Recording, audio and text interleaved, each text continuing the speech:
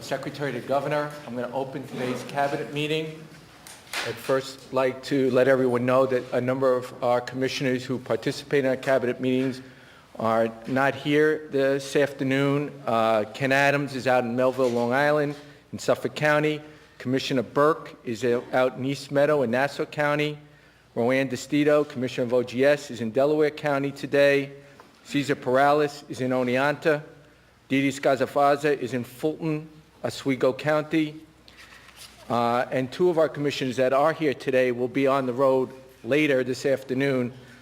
Dr. Shah will be in Delmar in Albany County, and Commissioner Rose Harvey will be in Montrose in Westchester County. All are out on the road or will be on the road as part of the governor's New York Get Involved campaign.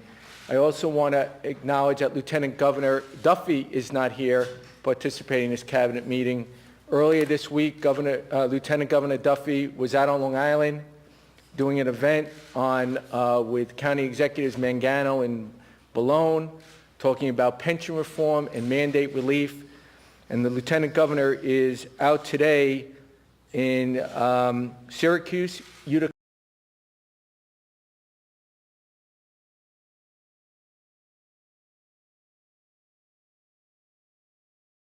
Of the growth in Medicaid, as well as pension reform that will save local governments and local property taxes in this state billions of dollars in the future. And I think that's a good segue for me to be able to brief the governor and the cabinet here on where we are in terms of the governor's New York Get Involved campaign. Last year, Governor, you and your administration led the People First tour. It was about putting New Yorkers first, not the status quo or the special interests first. It was about presenting a New York budget and not an Albany budget. It was about putting New York back on the right path. It was about restoring hope, honesty, and confidence, and it was about performance and accountability. It was about fiscal restraint and fiscal discipline. It was about putting Albany on a spending diet and ending the out-of-control and unsustainable spending that had made New York the highest tax state it became. It was about closing a $10 billion budget gap with no new taxes. The People's First campaign got New Yorkers involved in their government. The end result was passing an on-time budget, bipartisan cooperation, closing a $10 billion budget gap with no new taxes, with spending restraints, a new jobs program, and new performance measures. It restored trust and credibility in state government. But that budget also led the way to passing a property tax cap, ethics reform, rent regulation, marriage equality. It led to a middle-class tax cut, the lowest tax rate for the middle class in 58 years, a new and fairer progressive tax code. It led to tax relief to hundreds of thousands of small businesses in the MTA region, flood relief for homeowners and small businesses destroyed by Hurricane Irene and Tropical Storm Lee, and a new jobs program for our disadvantaged inner city youth, but also much, much more got accomplished. Now we are building off last year's effort with a new campaign, the New York Get Involved campaign. On January 7th, you introduced not only your 12-13 executive budget, but also a reform plan for New York. You introduced a budget that closes a $2 billion budget gap with spending restraint, no new taxes, no new fees, no one-shots, no gimmicks. Your budget is about creating jobs now, putting people back to work now, and strengthening our economy now. Your budget calls for more reform, more accountability, more performance. It calls for mergers and consolidations of functions, programs, and operations of state government. It calls for creating a New York Works Fund, putting students first, for pension reform, for mandate relief, in your ongoing effort to provide property tax relief to the people of this state. It calls for further efforts to end hunger and the end the practice of fingerprinting of families with children. It also calls for protecting our citizens from further becoming victims of crime, as well as protecting the innocent with the passage of a new all-crimes DNA bill. Governor, and to the members of the Cabinet, we have been out there traveling across the state over the past couple of weeks. To date, members of the Cabinet and the executive staff of this administration have hosted 100 events in 50 different counties, and we're only halfway through our tour. In the coming weeks, we will have visited over 200 cities, towns, and villages throughout New York State. Governor, you have already been to Yonkers, Queens, and Buffalo, and will be making many more stops across our state. And as I've said, the Lieutenant Governor has also been out there on Long Island and across central New York, working with mayors, county executives, local elected officials, calling for mandate relief and pension reform. Even this week, we hosted our first Mandate Relief Council meeting, and we will hold more than 10 public forums in the upcoming weeks in various regions across the state. We have also partnered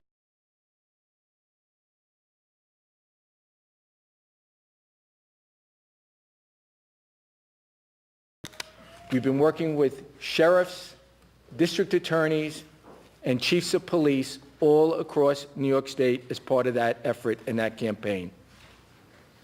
We are asking our citizens to be involved, to work with us, to work with you, and to get this budget passed and to get these critical reforms approved. Because this budget is not just about a budget, it's also about a reform plan. It's a transformation plan, and we're inviting all New Yorkers to join our efforts to change the status quo. So far, our citizens have been incredibly involved. Since launching your NewYorkGetInvolved.com website a week ago, nearly 2,000 New Yorkers have already signed up to help transform New York. And I'm told we're even a bigger hit on Twitter, with many New Yorkers joining the conversation online. We've talked to thousands of citizens across the state, and we plan on talking to thousands more. In your budget last year, we made the tough decisions that fundamentally changed New York State's approach to spending money. Now we have an historic chance to enact long-term reform that will further rebuild our state from the bottom up and transform our government to put the people first. We will continue to build a new New York, and we look forward to building it with our fellow New Yorkers. Thank you, Governor. Thank you. Thank you very much, Larry Schwartz. This is probably my favorite part of the year when it comes to Albany and government. And it's a part of the year where we take our plan, we take our proposals, and we bring it to the people all across the state. And we have a dialogue with the people of the state. We explain what we proposed, why we proposed it, we get their feedback, and then we ask them to get involved. And we've had good success with it last year, and I hope we have good success with it again this year. The Cabinet is being dispatched all across the state. As you heard from Larry, we'll do at least 200 events all across the state. We have special efforts on some of the proposals that are a little more technical. The DNA database, for example, will have a more intensive effort. The teacher evaluation proposal that we spoke about in the State of the State and the budget will have its own effort because it's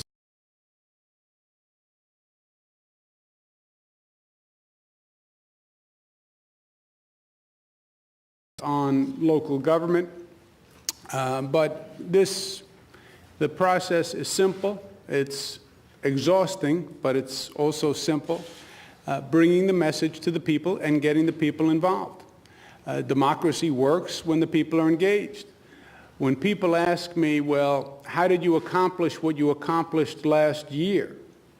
I think this is why we got everything done that we got done last year, because we had a fundamentally different approach. If the dialogue is contained to this building, the people lose. I believe that. This building is dominated by lobbyists and special interests, and there is a distorted view of reality among that group. The antidote is to get people involved, to get people engaged. And they are what balances the power of the special interests. If you don't engage the people, it's a one-sided dialogue. And that has happened for far too many years in this town. And we're just trying to equalize the playing field, because it is about the people. It is about what they want. It is about their opinions. Ultimately, they're the ones who vote. The government is supposed to be about them. It's not about the special interest. It's not about the lobbyist. It's not about the public relations group that's organized to look and sound like people. And the only way to do that is to go out, have the conversation, have the meeting, and get people engaged. I was in Buffalo yesterday, 700 people in the Buffalo Convention Center. The entire Buffalo delegation showed up. A couple of people couldn't make it, but it was a great session. It was a great sense of energy in the room. The legislators get to hear the response from their constituents, rather than in this building hearing what the lobbyists have to say. They get to hear what their constituents have to say.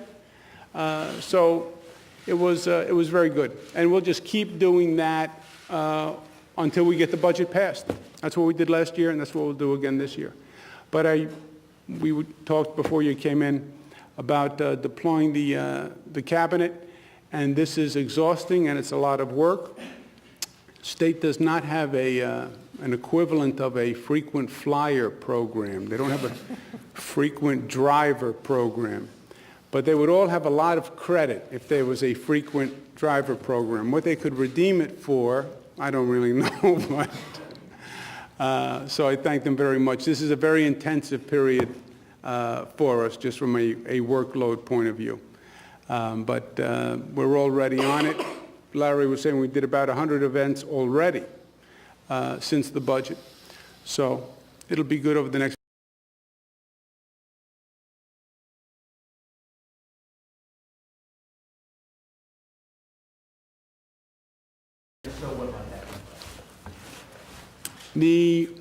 My position hasn't changed. I've said all along, I want an independent commission to draw the lines. I believe what they call the LAT4 process is by definition a unduly political process that by definition would render unduly political lines. We haven't seen the lines, so I have no comment on the particular lines, but my point has always been about the process. Now, I understand the confluence of issues involved, right? Texas, there was a court case out of Texas recently. I'm sure the courts will be involved in this process. I understand the concern that time is getting short and the clock is ticking, and some of the good government groups are worried that the period of the election is getting artificially brief, and that's bad for democracy. I agree with that. So I understand all of the issues. I was speaking with a legislator this morning who said, well, where does it end? I said, I don't know where it ends. I don't know that anyone knows where it ends. At one point, you have to have an election. So at one point, you have to have lines so you can have an election. But between now and then, I think you let the process play out. The quote-unquote LAT4 group now goes and has a series of public hearings all across the state for the next 2 months or so. So we'll let the process play out, and we'll see where it ends. But it has to end at one point because, as I said, there has to be an election, and you have to have lines to have an election. Are you talking to the lawmakers about any kind of deal? We've been talking for months. For months, we've been talking. Many, many, many conversations. Obviously, they have not accepted my position, and I have not accepted their position. And hence, we are where we are. Governor, how much weight would you give constitutional amendment that would perhaps, come up with some kind of a different panel. That, of course, could not be in place for this redistricting. It would have to be in place for next. Would you accept that as reform of the process and perhaps spare your veto pen? Jimmy, I don't know. I want to let the process play out. A lot of people have a lot of ideas. Some of the good government groups have ideas. Let's see how it plays out. My point all along has been, I want a better product and I want a better process. And I don't know where it ends, but I hope it ends with a better product and a better process. And There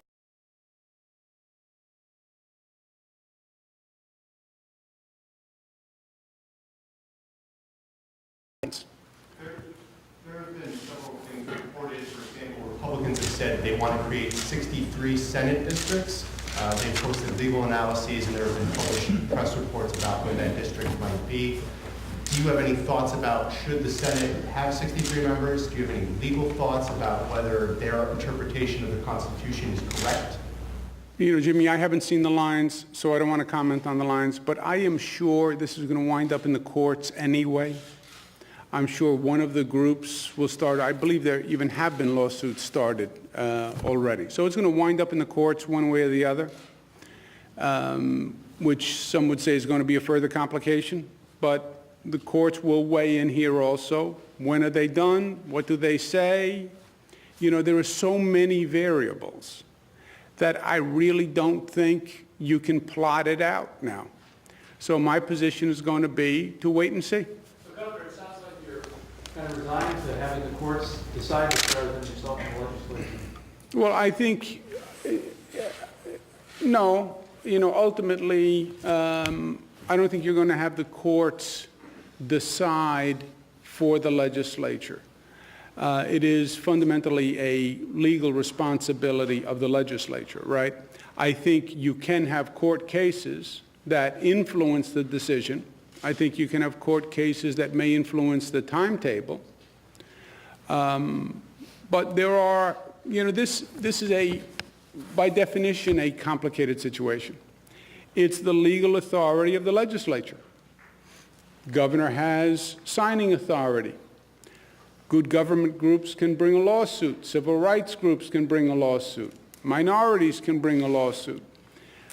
So it is a complicated situation, and I think you're going to see that all play out over the next 2 months.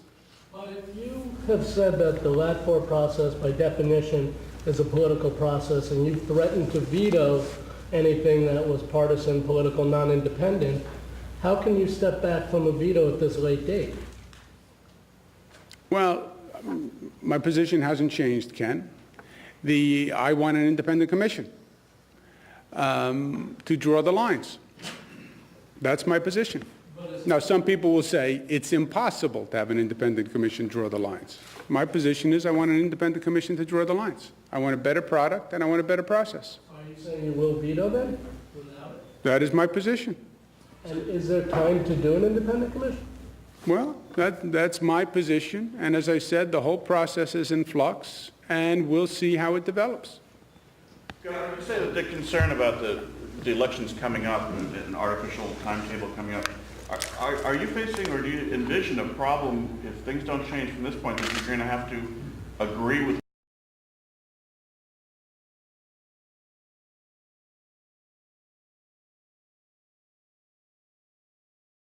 them? They've known my position all along.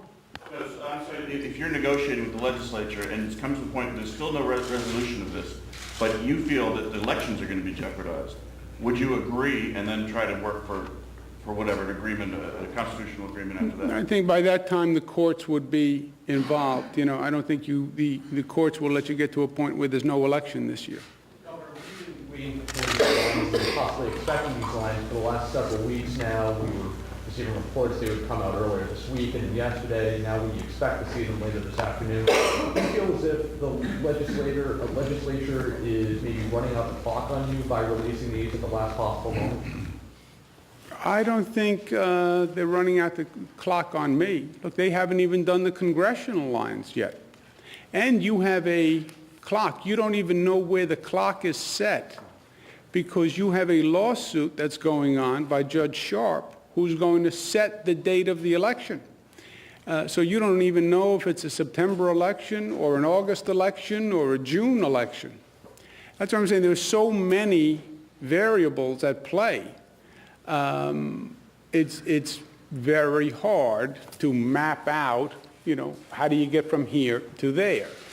There is, I believe, at one point you have to have an election. You have to have lines to have an election.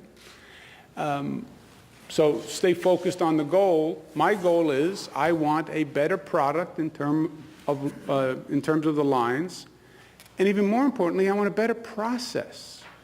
I want a better process. I understand the law, and I understand their legal position, that it's their legal responsibility, and that Lat 4 is the body to do it, and has been for years. Now remember, this is not a new situation, right?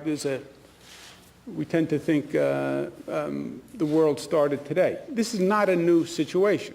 This has been going on for decades, and it's been complained about for decades.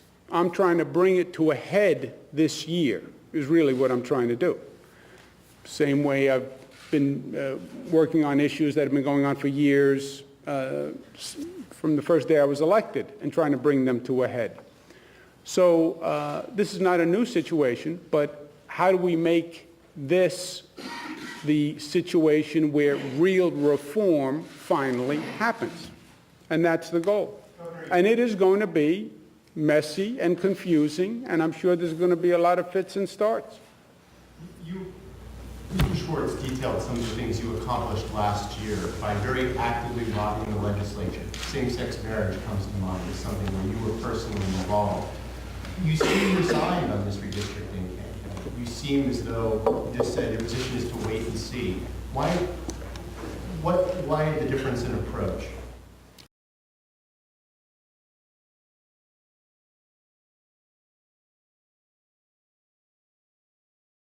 Tactics depending on the campaign, right?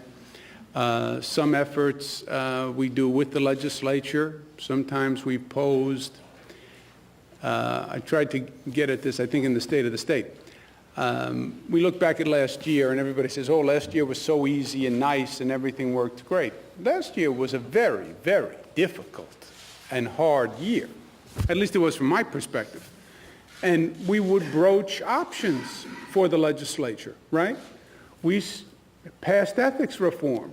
We passed ethics reform because if we didn't pass ethics reform, I said I would do a Moreland Commission. That's how we passed ethics reform. The legislature, I could have lobbied the legislature until I was blue in the face. They would have never passed ethics reform. Why? Because they didn't want to. Because it impacted directly the way they run their business. Ethics reform or the Moreland Commission. And then we signed ethics reform. So there are different strategies, different tactics, Jimmy, depending on what it is. If you think I should go try to convince the legislators that it is not in their best interest to draw their own lines,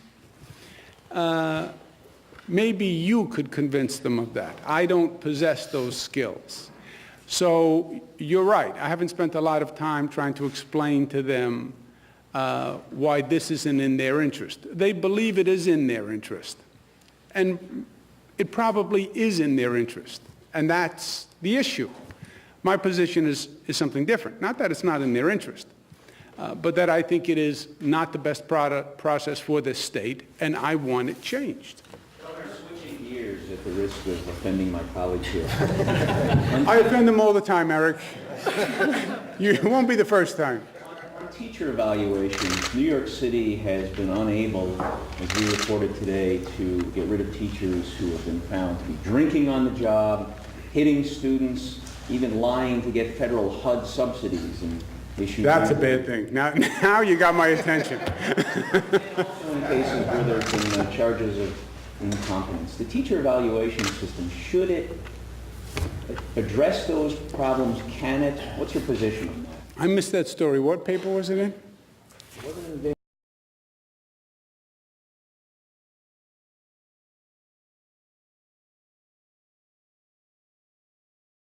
Time. time, and it's breathtaking when you hear it. You can't believe that it's gone on as long as it has. Last year, there was a proposal by the city to propose a law that did away with LIFO, last in, first out. I said at that time we weren't ready for that law. Why? Because last year, the LIFO law would have said we're doing away with seniority, essentially. The open question was, if you do away with seniority, what do you have as a basis for hiring and firing? You know, seniority, the way seniority came about, it was not a mindless concession to a union. Seniority came about, LIFO came about, because if you don't have any other data and you have to make a personnel decision, assume the people who were there the longest are the best. That's what LIFO is. You know nothing else. Assume the people who are here the longest know the best. There's something to that. LIFO bill last year said, let's just do away with LIFO. But then the question was, and use what? You have no other system. You have no evaluation system. I said, let's put in place an evaluation system, then you can do away with LIFO because then you'll have an evaluation system. Now we're trying to put in the evaluation system. The evaluation system would take care of just this issue. It would be a rating system for teachers. It could be used as a basis of promotion. It could be where the high-performing teachers are actually rewarded and incentivized and get raises and bonuses. The teachers who need help get help. Teachers who are not performing adequately or negative in the classroom would be dealt with appropriately. But you need the evaluation system. That's what we're trying to get done this year. It hasn't been done for 2 years in the city because the city and the U of T were at loggerheads. It hadn't been done statewide.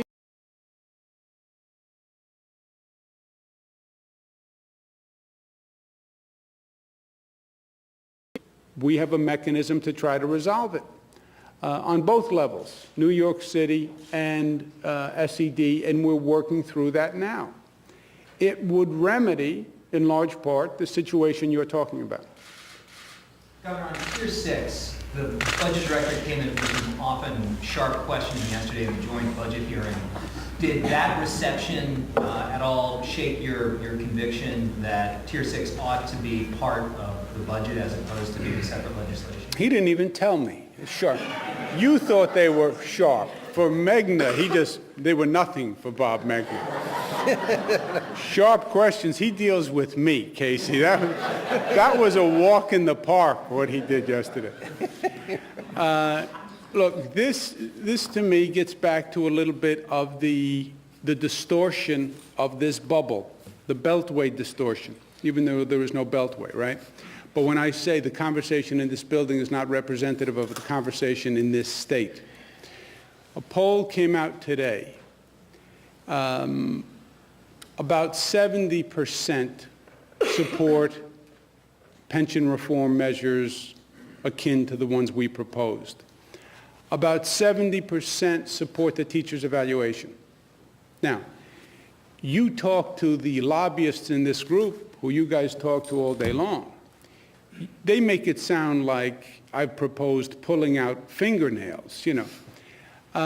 These are proposals that the state needs, that people support, overwhelmingly. Overwhelmingly. And by the way, have for years. Teacher evaluations, that's Eric's question. Governor, if the conversations go nowhere in Albany and the people are the antidote, why haven't you taken your argument on redistricting to the people? I do, Mike, but it is a complicated topic. It is very hard to communicate, and it is, it's not that they're not receptive to it. I don't think they believe that it is on their top tier of priorities. You know, it's a technical issue of how you're going to restructure a legislative body. It's not about them. It's not about their family. It's not about their job. It's not about their taxes. It's not about their child's education. And it would take a lot of time to educate themselves, and they don't have that much time. Thinking, though, that exact thinking that you turned around for gay marriage? It wasn't a top priority for people? Oh, no, gay marriage, they had an opinion. It wasn't a top priority, according to the polls, anyway. It wasn't a top priority, but they had an opinion. And they were qualified, and they were interested, and it was relevant to them. I believe it was more relevant to them than a topic called redistricting, which is a very complicated, tedious topic. Governor, on the topic I mean, excuse me one second. They get, Mike, you can't have a quick opinion on redistricting. You can't. Well, that's what I said. You've managed to do that with all these other issues, But complicated issues. they are much easier issues than redistricting. And people, even when you spend time talking to them about it, they're still unsure of their position.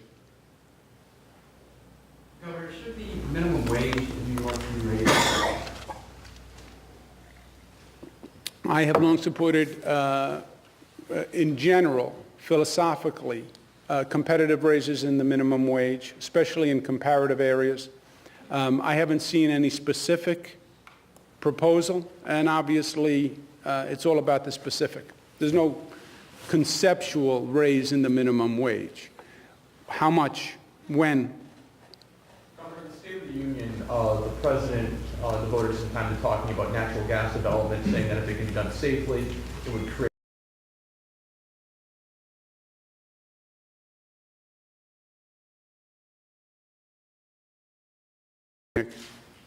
vis-a-vis, say, public opinion, having businesses come here and develop. I'm sure the President is a respected voice, and I'm sure he will have influence with the people of the state.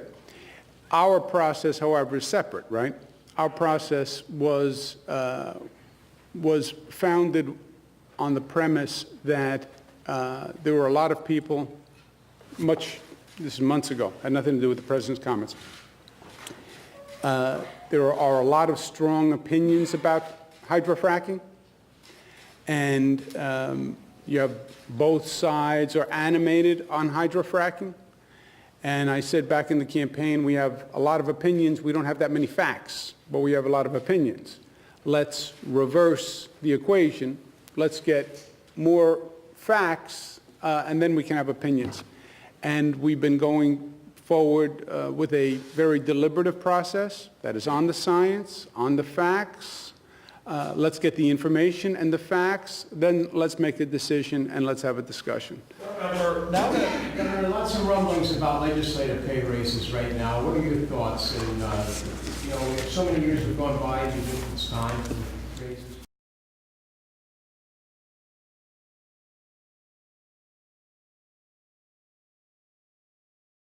To legislation, I can tell you this from my point of view, not just because I'm surrounded by people who are affected by it, but the pay raises for legislators are one issue. Another issue is the pay raises for state employees, commissioners, et cetera. And I understand the financial circumstances are difficult. I negotiated the contracts with our workforce, so I know how difficult they are. But it is an issue we're going to have to deal with sooner or later, because we also want to get talented people to come into state service as commissioners and high-ranking heads of very complex organizations. And the salary structure is going to have to recognize that at one point. How do you do that when you just negotiated 3 years of pay freezes with the unions? That's why we're not doing it now, Ken. Governor, now that Governor Christie is calling for a referendum on gay marriage in New Jersey, do you think that New York should have allowed, pursued that issue in a referendum way through a constitutional amendment? Or what do you think is wrong about that approach? I think I don't know that referendum, I'm not saying a referendum is right or wrong. Each state makes their own decision, and each legislature makes their own decision. I think we made the right decision here in New York, and I think as it turned out, it's borne that out. We have a law in this state, and I'm very proud of it. Governor, you cited strong support in the poll that came out last night for pension reform and linking teacher evaluation to school aid. But there was also continued, albeit slight, opposition to the proposed convention center aqueduct, and there was a considerable slip in the support for legalized casino gambling. Does that concern you? Poll was wrong on those questions, Eric.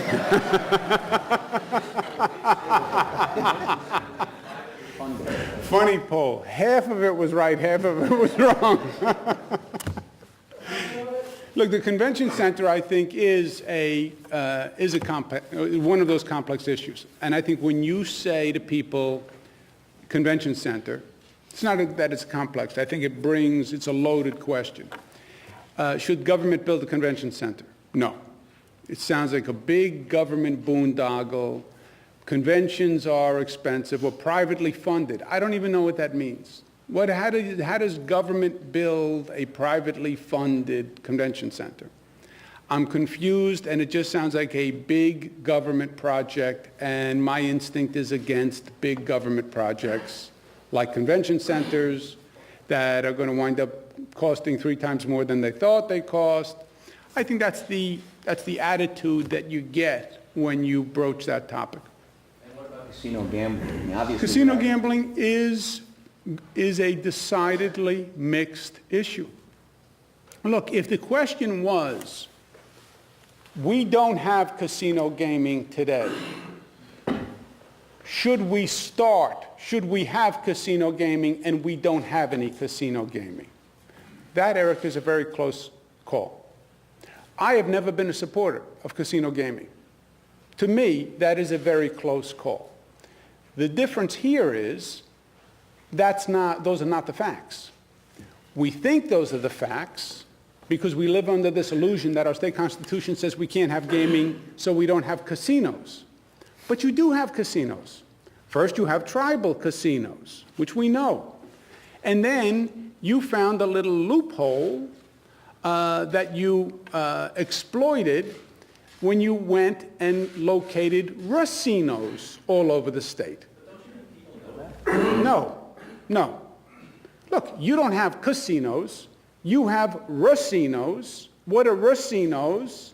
They're casinos with an R. And you have more than Atlantic City. So what are you saying? The question is, should we go into the casino business? You are in the casino business. It's acknowledging the reality. And by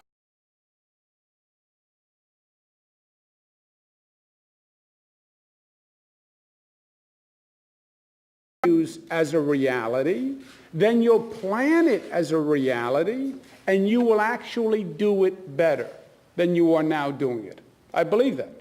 But if you just say, all or nothing, we have no casinos, do you want to start in that business ab initio? No. You talked about the walls here, the building being dominated by lobbyists and special interests. Are you concerned that as you're pushing your school reform agenda, that the Senate Democrats, their campaign arm, is accepting basically an in-kind contribution for space at a UFT building? And further, does the partisan flag, red flag, go up for you? The fact that Mike Gianaris, the Senate Democratic Campaign Committee chair, is being targeted in the redistricting. Well, at least the Senate Democrats are getting out of this building. That's the good news, I guess. I'll leave it to them, Ken, what donations they accept and where they locate their offices or their business. Governor, when you spoke to the Pride agenda in the fall, you said that until you just interrupted Betty. That was the answer. Let Betty answer. Yes. Go ahead.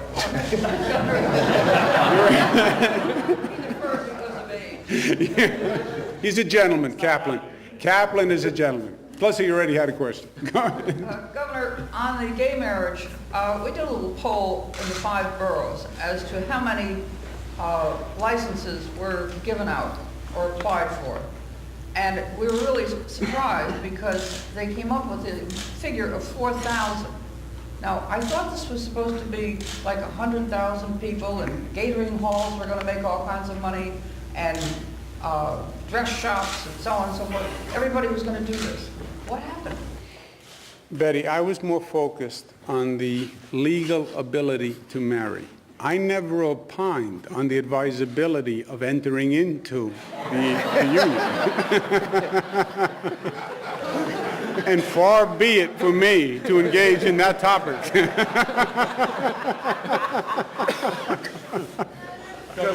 Governor, when you spoke to the Pride agenda in the fall, you said until every state has marriage equality, no state truly has it.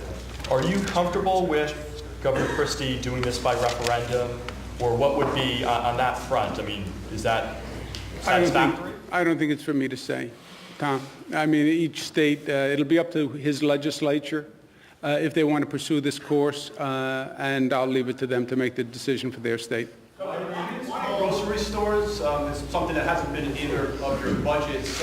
You said a few months ago that you're opposed to selling wine in grocery stores. Why is that? Why is that your position? I think it'll be disruptive to many stores now, mom and pop shops that would be highly disrupted, and I don't think the benefit outweighs the cost. Governor, getting back to the pension issue, several lawmakers yesterday were very doubtful this could be negotiated before the April 1st budget deadline. Senator Savino was particularly said there was no way it could be done. She also scolded Budget Director Megna for not working with unions on it. And I was wondering how you responded to that. The scolding? I don't know that that was appropriate. The negotiate with unions, this is what's tricky about that rubric, Glenn. We just negotiated our contracts with the unions. We negotiated a CSEA contract, we negotiated a PEF contract. Pensions are not part, by definition, of that negotiation. Period. Pensions are separate and they're controlled by a law passed by the legislature. So when they say go negotiate with the union, that's just another way of saying it's impossible, we don't want to do it. Because just think about what they're saying. Go to CSEA and say, we now want to negotiate a pension. With what, Glenn? We just did the whole contract. We just did the wages and the health care. We did everything. There is nothing to negotiate it with. And by the way, it's not subject to the negotiation. By definition. It is purely up to the legislature with a law. So what they're really saying is, go to CSEA and have them tell us they want this done.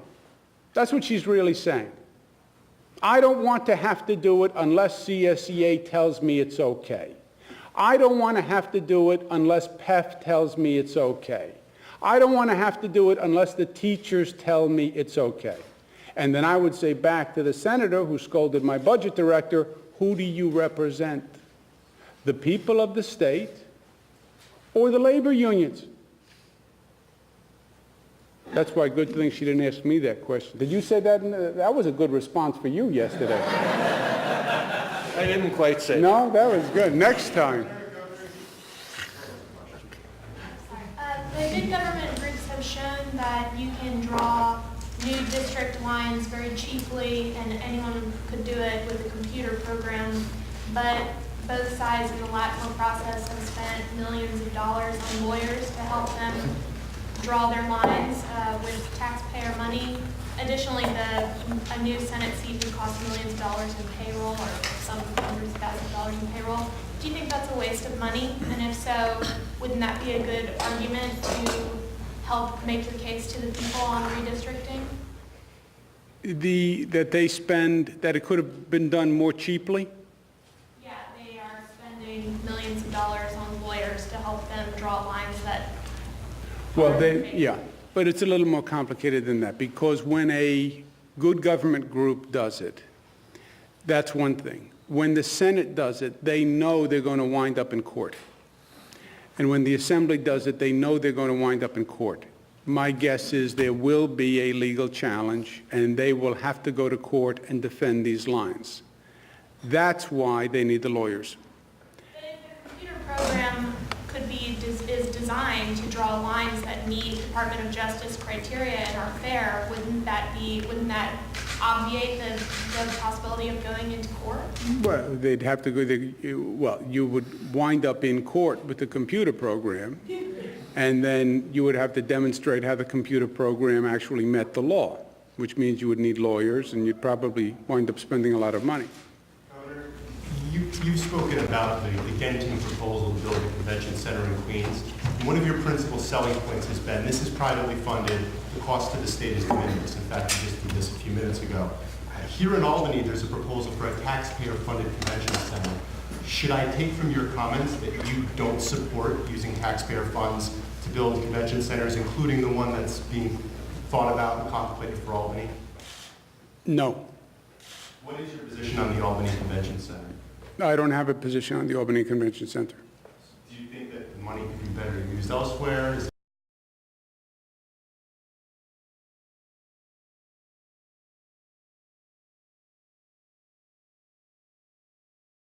I'm against taxpayer-funded activities, right? What we primarily do here is taxpayer-funded activities. Convention centers, Jimmy, convention centers, and I financed many when I was at HUD too. People will argue a convention center often loses money, especially recently. Convention centers lose money. Even that isn't a justification enough not to build a convention center, because many cities build convention centers because even though the convention center doesn't make money, they're a loss leader for the city. They bring in tourism, they bring in people who go to hotels, they bring in people who go to restaurants. So the net economic activity is a win for the city. So just because, well, maybe the convention center is going to lose money, the question is net to the city or the state. Is it a winner or a loser? The Albany Convention Center, I just haven't looked at in that detail. So I just don't have an opinion because I haven't looked at it in detail. Will you be, what do you think of the Patriots, and will you be making any wagers with your counterpart? What do I think of the Patriots? Bet all your money on the Giants. I'm going to call DeVal Patrick. Our offices have spoken. And the Massachusetts governor asked if we wanted to wager, and I said anything he wants to wager, I will wager. So we're going to work it out You now. want to predict the score? I'll tell you what's interesting about the New England Patriots. Isn't it interesting that no specific state identifies with the team? New England, it's the Mid-Atlantic Chargers. It doesn't have, New England. Why didn't Massachusetts say, it's our team? Massachusetts Patriots, Vermont Patriots, New Hampshire Patriots. They all have semi-deniability, see? That's what I think this is. What do you think of Governor Christie saying that they should be the New Jersey Giants? Yeah, he should read their helmets. New York Giants. Thank you very much, guys. Thank you. That was funny.